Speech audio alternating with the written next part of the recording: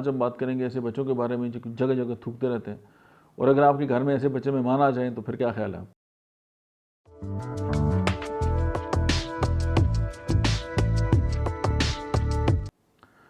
बिस्मिल्लाहिर्रहमानिर्रहीम, अस्सलाम वालेकुम। मेरा नाम डॉक्टर अहमद एजाज है और मैं सिविल गमी क्लिनिक से फटाबाद से आपसे मुखातब हूँ। आज हम बात करेंगे ऐसे बच्चों के बारे में जो कि जगह जगह थूकते रहते हैं, और अगर आपके घर में ऐसे बच्चे मेहमान आ जाएं तो फिर क्या ख्याल है आपका?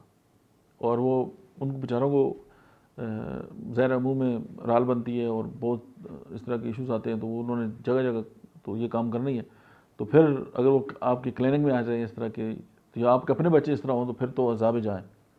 तो उसके लिए होम्योपैथी की मेडिसिन जो है वो stramonium, secondly merc sol and third one is iris versicolor. ये तीनों मेडिसिन जो है वो 200 में मिलाकर इस्तेमाल कराएं और बच्चों की जो बार बार थूकने की आदत है उससे जान छुड़ाएं। Thank you very much.